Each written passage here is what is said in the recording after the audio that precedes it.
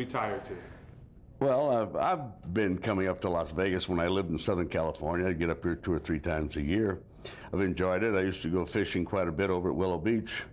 Before I was married, I've been up in Vegas off and on since the late 40s. Right out of high school, we used to come up here all the time. But my wife's sister lives here. Her 2 sisters live here. And my mother lives down in Southern Cal, and we don't want to go back to Southern Cal. So we came down from Seattle, and I'm 3 hours or an hour by plane from my mother's house. And this is a nice area. I have a boat out on Lake Mead, a small one. And what can you say? You've got all the entertainment you need. I'm on a golf course here. And I just like the area. This is almost a suburb of Los Angeles in ways. There's so many Southern California people up here. It's well, I came in from Seattle, Washington, so came down from there. Yeah. What are you going to be doing with the Padres? I guess you're not going to be totally in retirement here. You got some work to do too. Well, I guess you'd call me a part-time scout for the Padres. I will cover the Pacific Coast League for Joe McIlvaine, the general manager, vice president general manager of the Padres, and I'll be down in spring training covering 5 major league ball clubs in Arizona. And then I'll cover all the Stars games here, cover the whole Pacific Coast League here. When they're on the road, I'll do special assignment work wherever Joe wants me to go. And when the season's over here, I'll probably be down in the instructional league. So even though it's listed as part-time, I'll be pretty active. You can enjoy that out of Cashman Field, do you think? Oh, yes. I was out there quite a bit this past summer and saw quite a few ball games. And I should have a regular seat right behind home plate now where I can get a good view because I'll be scouting while I'll be out there enjoying the ball games. When you look back on 21 years as a big league manager, what thoughts come to mind? What instances are there? Any things that really stick out? Well, there were a lot of things that stuck out in my 21 years. Can you point out a couple of them? Well, my very first year in the major leagues with the Red Sox. They had finished 9th in a 1 Division 10 team league the year before, and I think a half a game ahead of the Yankees, and we turned around and won it. My first year as a manager, won the American League, and it was called the Impossible Dream in Boston. They still remember it. They still relate to that particular year when they turned the franchise around. And then the years we had at Oakland, my 3 years at Oakland under Charlie Finley, we won 3 divisional titles, 2 league titles, and 2 World Series. So I felt quite pleased there.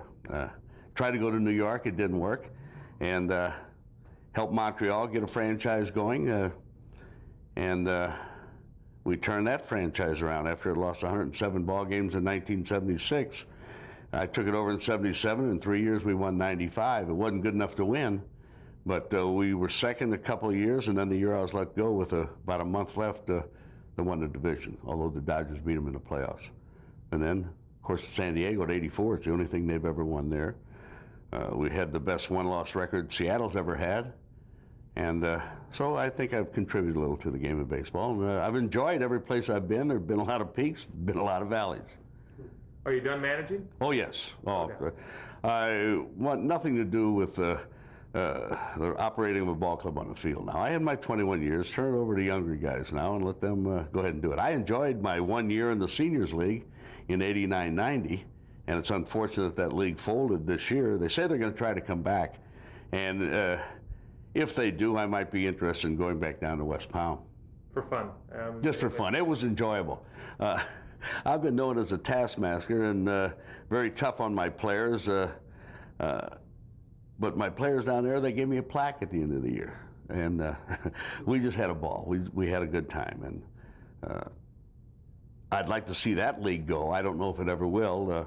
But there were some good points about it. The owners, I guess, had their franchises as a lark, although it was an expensive lark, and they lost a lot of money. The concept is very good, and it was enjoyable to the people. But the finances, I guess, were a little tough for the owners to handle, and they had to pack it up this year. They say they're going to try it next year, though, and if they do, I'd be interested in going down. Making the break from on the field managing in the big leagues, well, when you finally made that break after 21 years, did you feel a sense of relief? Did you feel a sense of boy, had fun, but it's good to be out of the pressure from it. Well, the pressure, you're programmed for the pressure. There's no problem there. The game has changed so much now. The tail's wagging the dog. You have people playing in the major leagues. The salaries, I don't deny the players getting all they can. More power to them. Since the demise of the reserve clause and the advent of the agent, the whole game has gone completely in the wrong direction, I think. But it's something that was daily. It's a daily grind that after a while got a little ridiculous. And you had fellows hitting 220 that thought they were millionaires and they should be playing Class AA probably. And not only on the clubs I had, but on other ball clubs too. There are a lot of players, about 250 ball players now in the major leagues that shouldn't be there. And they're all getting outstanding money. And if they can't put the good stats on the board, they'll say, well, I played here 6 years, so if so-and-so is making $2 million and he's been here 6 years, I'm half as good as him, so I should be worth $1 million. This is their thinking now. And of course their agents lead them to believe that. So I don't want that daily headache anymore. What do you think the average fan most misunderstands about the game?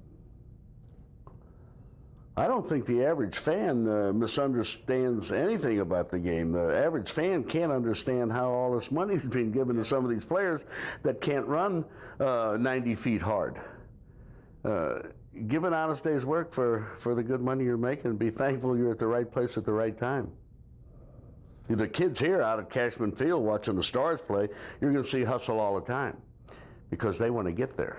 They're on their way up, or maybe some of them are trying to hang on to get back up where the money is. These kids aren't making any money, but they're busting their hump so they can get up there and get a chance to make that kind of money.